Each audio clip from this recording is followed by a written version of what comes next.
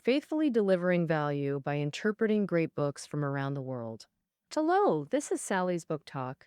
Today, I'll interpret this book, The Great Influenza, with the subtitle, The Epic of the Deadliest Plague. Many people have had the flu, but few connect it to being deadly. The flu isn't a common cold.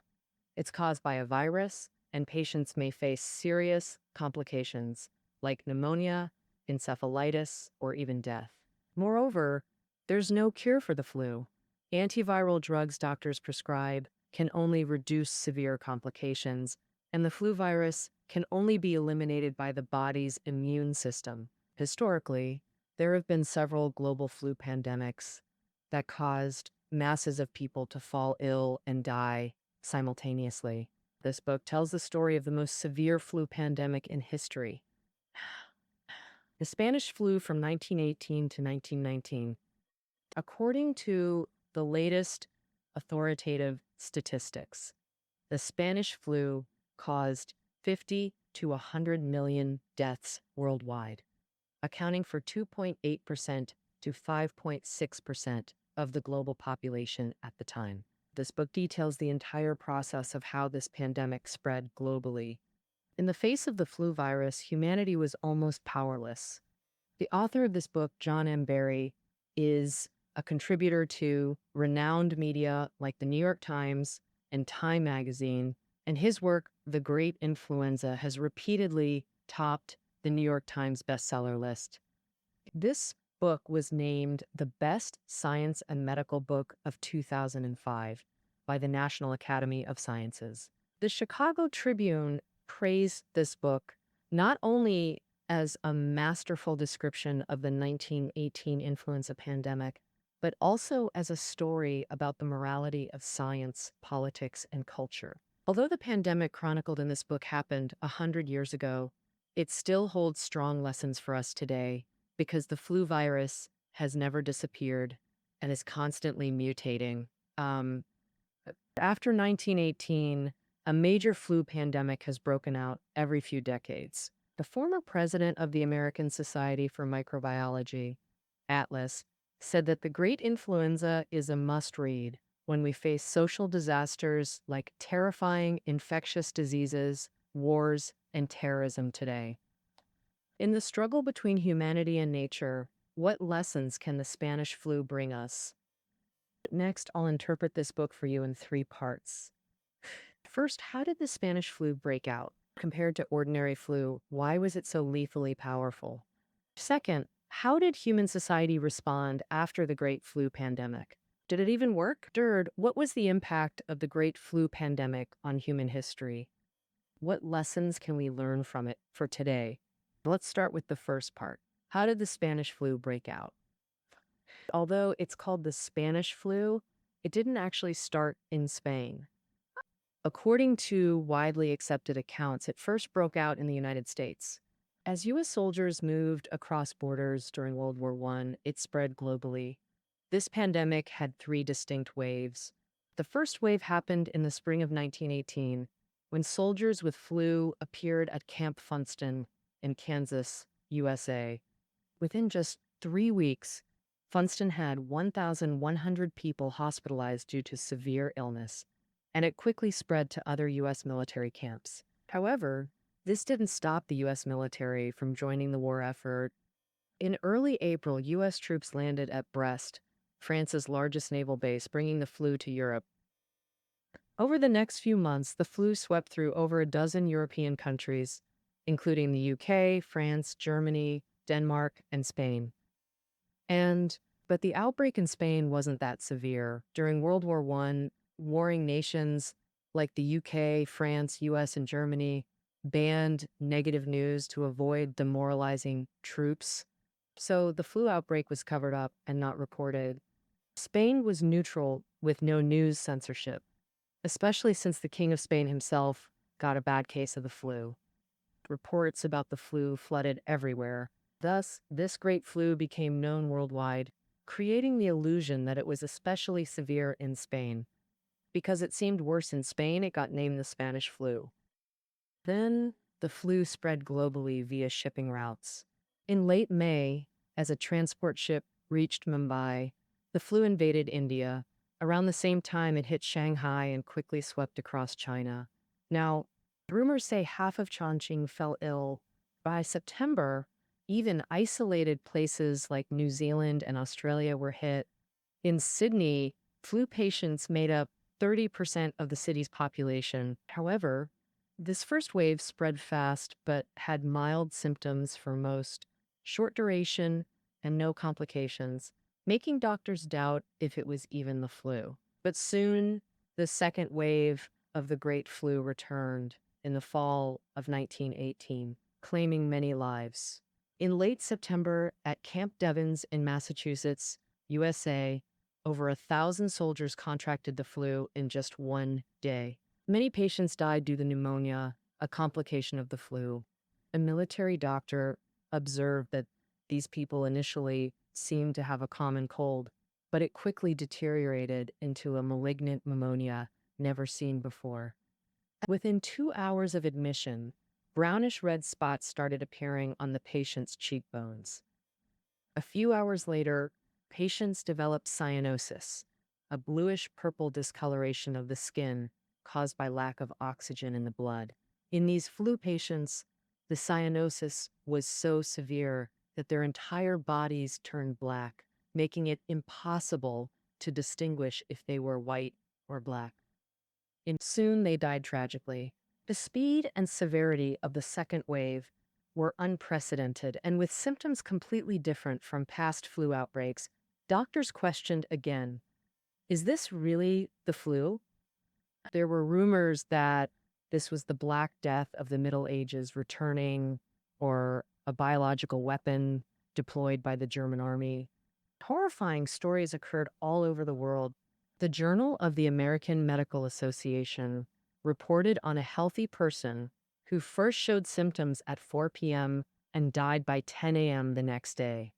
In Rio de Janeiro, Brazil, a person was waiting for a bus and suddenly collapsed dead. In Cape Town, South Africa, a survivor recalled that when he boarded a bus, the conductor suddenly collapsed and died. Then, during his 5-kilometer trip home, 6 people died on the bus, including the driver. The survivor had to get off and walk home. Many cities' operations were on the verge of collapse. In Philadelphia, USA, hundreds of thousands fell ill. With so many dead, there wasn't enough space to bury the bodies, and coffins became scarce. At first, people stole coffins, but later there were none left to steal, so bodies piled up in moored corridors and even in people's own homes. Some were too sick to move their deceased loved ones off the bed, so they slept in the same bed with the dead. Philadelphia's telephone exchange had 1,800 employees. Many were too sick to work, resulting in only 7% successfully getting through to emergency services. Of course, getting through on the phone didn't guarantee getting a doctor or nurse, as they too were constantly getting infected and dying. The second wave of influenza in the fall of 1918 was the deadliest, claiming 200,000 American lives in October 1918 alone. In 1918, this reduced the average American life expectancy by 12 years. Vaughn, then head of infectious diseases for the U.S. military, even said human civilization nearly vanished within weeks. By the third wave, from winter 1919 to spring 1920, mortality had decreased, but the flu remained fierce.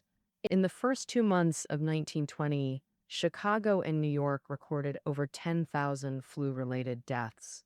Over subsequent years, as the virus mutated to milder forms, the flu gradually subsided worldwide.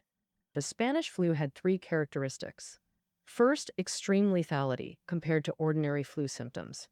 We all know ordinary flu causes fever, cough, and runny nose, sometimes pneumonia, but this pandemic's malignant symptoms were exceptionally severe. Symptoms included bodies turning black, blood gushing from noses or eyes, massive nosebleeds, kidney failure, severe toxic damage to muscles or testicles like acute gas poisoning, These unprecedented symptoms led doctors to misdiagnose it as dengue, yellow fever, or plague. The second characteristic, victims were predominantly young adults. Typically, regular flu kills the most vulnerable, elderly and children. But this flu primarily killed young people in South Africa and elsewhere, with youth comprising 60% of deaths. In Chicago, young deaths outnumbered middle aged or elderly by 5 to 1. Autopsies showed lungs filled with shattered tissue fragments, white blood cells, and blood instead of air, essentially torn apart. A Navy nurse described patients' ruptured lungs leaking air bubbles that crackled like popcorn when turned, injuries caused by immune system overreaction. To illustrate, lungs became battlefields where immune systems fought viruses. Against ordinary flu, immunity could target and eliminate invaders. But this flu virus was so potent that immune systems deployed all forces, destroying healthy tissues alongside the virus. It wasn't the flu virus that killed people, but the overreacting immune system. Young adults had stronger immune systems, so they died faster. The third characteristic of the Spanish flu was the medical unknown. What caused this unprecedented pandemic and how to treat it? At that time, it was all a mystery. Only later did it naturally subside due to viral mutation, coming and going like a ghost, leaving humanity helpless.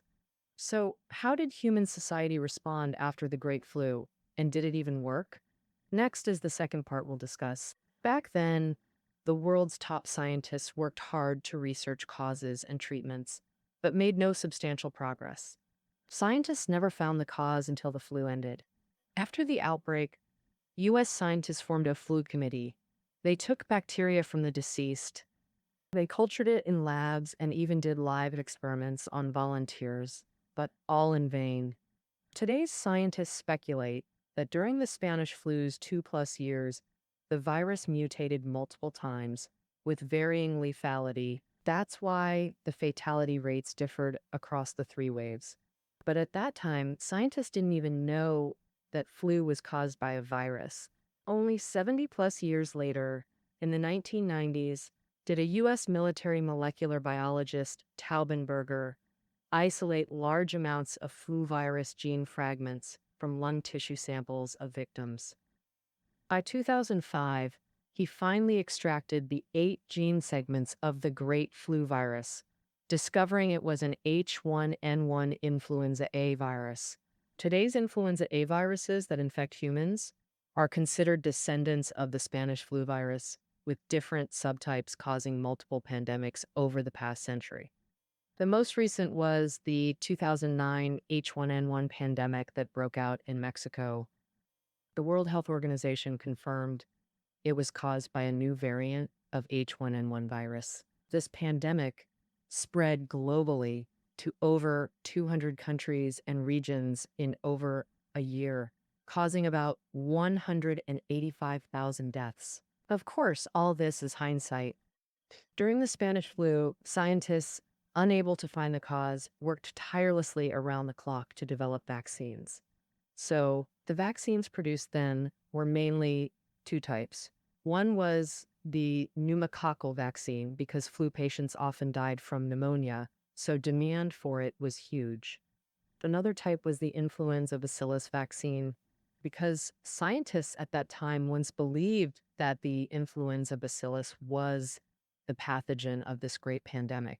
These vaccines not only varied in quality and effectiveness, but their production fell far short of patient demand, so they could only be prioritized for the military. Civilians, forget getting vaccines. Often civilians couldn't even see a doctor or nurse, leaving them to fend for themselves and leave it to fate. But ultimately, at that time, there was no vaccine or drug that could truly combat this great flu. The only effective method was absolute isolation. Simply wearing masks and avoiding direct physical contact were ineffective measures. Touching a doorknob that a flu patient touched or dining in a restaurant they visited could cause infection. Absolute isolation means blocking all possible transmission routes. There was a small town in Colorado called Gunnison. After realizing the severity of the flu, the entire town decided to isolate itself from the world. The town police blocked all roads and strictly forbade any train passengers from entering the town, even if they stepped off the train. Even stretching on the platform could lead to arrest and detention. Within 5 days, two people tried to cross the blockade and drive to the next town. They were immediately thrown into prison. Gunnison's newspaper also issued a warning saying not to underestimate this disease. It's no joke, but a terrifying disaster.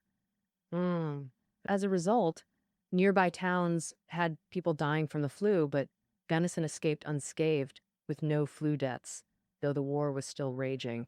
During World War I, troop movements from warring nations continued nonstop. At that time, there were no breakthroughs in flu research. Public health awareness was generally backward, and military and government leaders had no understanding of epidemic transmission patterns, causing them to miss the best time to implement isolation measures. It could be said that human ignorance provided the flu virus with the most fertile ground for spread. Let's talk about the military first. A colonel named Shadown took command of Grant Camp in Illinois during the Great Flu. At that time, this camp hadn't been hit by the flu yet, but it was already overcrowded and winter was approaching. The problem facing Shadow was whether to let some soldiers sleep in tents outside for public health reasons or to crowd them into barracks for warmth. Although military doctors opposed increasing barracks crowding, Colonel Shadown, who cared deeply for his soldiers, still ordered them to move from tents into barracks. However, the very next day after his order, several men fell ill. Within 48 hours, every unit in the camp was infected. Hospitalizations and deaths then skyrocketed. Barracks became makeshift hospitals, doctors and nurses kept falling ill and dying, and medicine ran short. But that wasn't the worst part. On the day a soldier died at Grant Camp, over 3,000 troops boarded a train to another camp 1,600 kilometers away.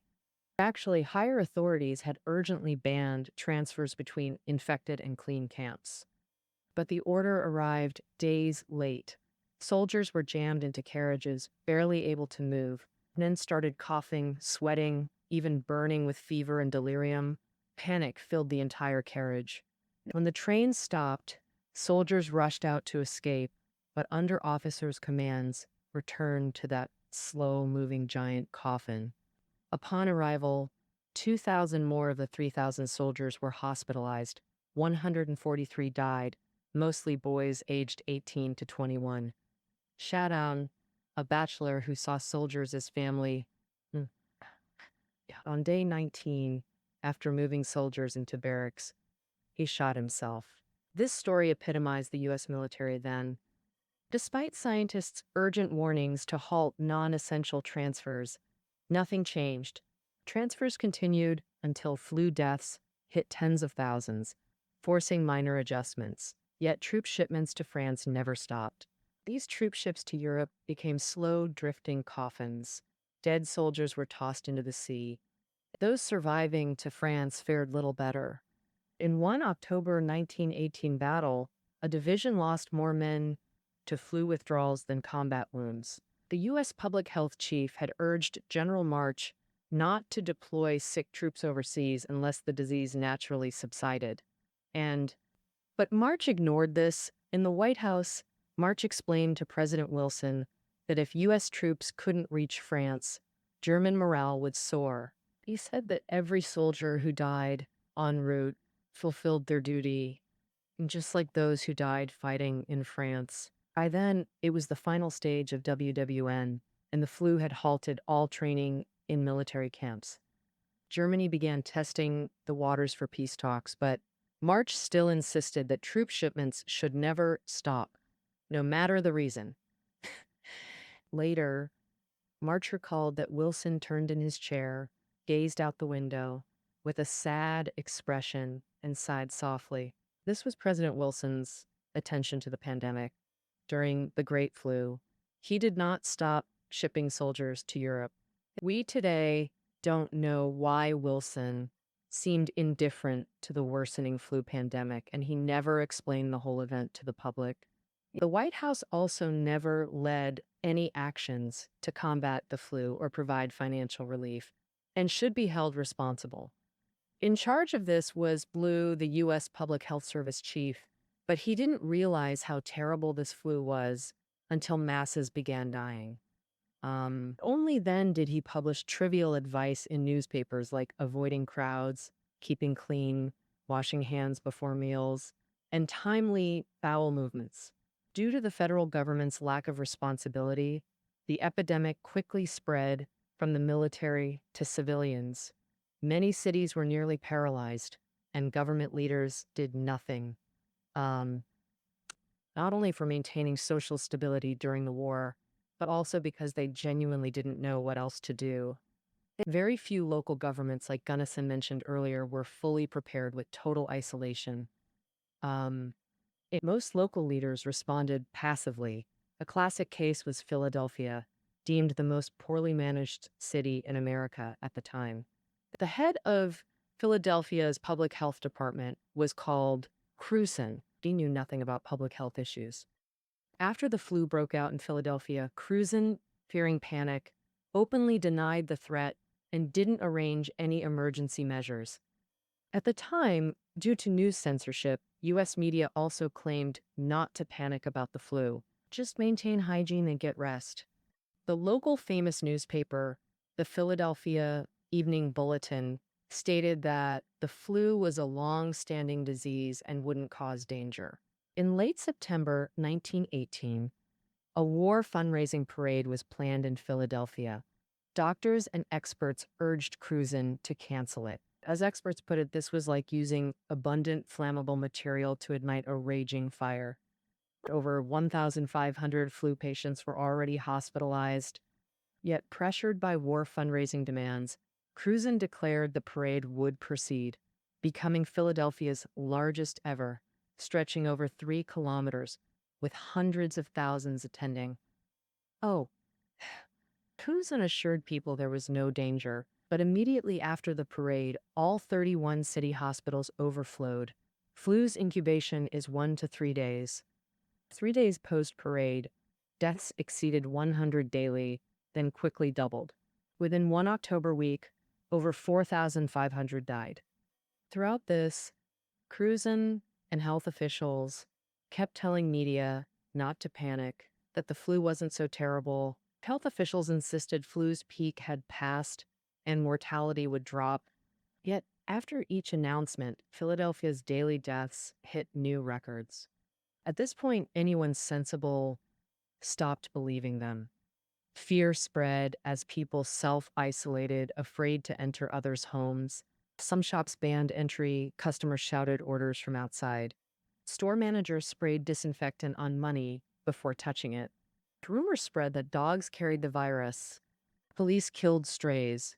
People euthanized pet dogs. These events were only recorded in detail because they occurred in developed America. In Africa, Asia, Latin America, even the remote Arctic, the virus's devastation remains unknown. A senior Red Cross official warned, without medical aid, Alaska's Inuit faced extinction. The rescuers found many Inuit villages completely empty. Doctors entered homes to find stacked corpses, men, women, children, on floors and shelves. Deaths were uncountable. After everyone died, packs of starving dogs burrowed through walls to enter houses and devour the corpses. When rescuers arrived, only bones and scraps of clothing remained. Finally, the third part. What was the Great Flu's impact on human history? What lessons does it hold for us today? After 1920, the pandemic gradually subsided as the virus weakened through mutation, allowing humanity to narrowly escape. But the legacy this pandemic left continues to shape our society today. It could be said that the Great Flu altered the course of human history. Here we'll briefly explore its influence through political, scientific, and social lenses. Many books cover the 1918 pandemic, but this one offers a unique and controversial perspective. How the flu influenced the world wars.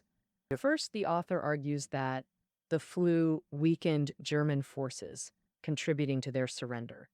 Second, the pandemic sowed seeds for 2YY. After WWN, victors and defeated met at Versailles, debating how to sanction Germany. French PM Clemenceau pushed for harsh sanctions, while America opposed weakening Germany. President Wilson, suffering flu symptoms, fever, diarrhea, suspected poisoning, could barely participate. Eventually, he collapsed at negotiations and acquiesced to French demands. U.S. intelligence noted Wilson lost his sharpness and tired easily. Wilson's compromise led to the Versailles Treaty's harsh terms: excessive reparations, land concessions, military restrictions, fueling German resentment. This ultimately enabled Hitler's rise in 12Y. Of course, this remains the author's interpretation of historical evidence, but the flu's concrete impacts on science and society are undeniable. Take science. U.S. scientist Avery worked tirelessly during the pandemic to identify the flu's cause. Like others, he found no answers. Post-pandemic, he shifted focus back to pneumonia research. Because in the Great Flu, what truly killed people was pneumonia. Avery discovered something called a polysaccharide capsule. A capsule is a kind of wrapping. On the cell wall surface, the deadly pneumococcus is wrapped in a capsule, causing a specific immune response, while non-deadly pneumococci lack this capsule. Later, scientists discovered that non-capsulated pneumococci could actually transform into capsulated ones. So Avery started from this and ultimately found that DNA causes the transformation in pneumococci and can pass this trait to the next generation. This was humanity's first discovery that DNA carries genetic information. It can be said that the Spanish flu prompted Avery's discovery of DNA's role in carrying genetic information, thus opening a new chapter in molecular biology. Later, based on Avery's research, Britain's Crick and American Watson discovered the double helix structure of DNA, winning the 1962 Nobel Prize in physiology. Scientific progress is interconnected.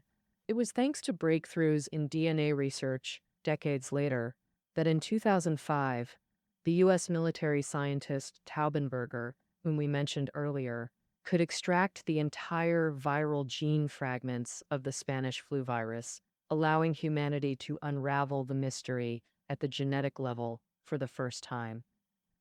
By decoding the flu virus genes, humans can trace the virus's origins and identify strains that might cause the next pandemic. Moving from science, let's discuss the societal impact of the Spanish flu. This pandemic changed humanity's public health perceptions. Since the 1920s, humans established international health cooperation plans, and countries began setting up or restructuring public health departments, building advanced disease surveillance systems, and gradually providing universal health care and free medical services. The experience of dealing with the Spanish flu led to reforms in U.S. public health. Philadelphia, which suffered heavy casualties in the pandemic, rewrote its city charter to reorganize its public health department. Stimulated by the Great Flu, Americans also established the National Institutes of Health. Today, it's the top biomedical research institution in the U.S., and organizations like WHO and the National Academy of Sciences believe future flu pandemics will inevitably occur. Moreover, Asia faces particularly enormous pressure in responding to flu pandemics because the flu virus can spread and mutate between humans, birds, and pigs. In Asia, contact between humans, birds, and pigs is more intensive than in other regions. If a new flu pandemic occurs, how far away it is, no one knows. In 1918, ships were the main vehicles for the global spread of the flu virus. Today, the convenience of air travel makes pandemic monitoring far more challenging than in the past. In comparison, people are far from sufficient in monitoring new viruses, developing vaccines, and ensuring medical conditions to handle uncertain viral outbreaks. Take a simple example. Once a new epidemic virus emerges, producing and distributing hundreds of millions of vaccine doses within 6 months is almost impossible. So, what preparations should we make? The author summarizes 3 points. First, monitoring. The earlier a new virus is detected, the greater the chance of successfully developing and distributing a vaccine. That's why the World Health Organization has been monitoring global flu for decades. Second, increase investment in vaccine production and scientific research to continuously improve vaccine production technology and efficiency. Third, no matter how terrifying the truth is, leaders must make it public. Philadelphia in the U.S. has given us a profound lesson. During the Spanish flu, lies from the government and media didn't eliminate fear. Instead, they made the public unable to trust anyone or anything, leading to further social chaos. That concludes our interpretation of the Great Influenza. Listen notes are below the audio, and we'll see you tomorrow.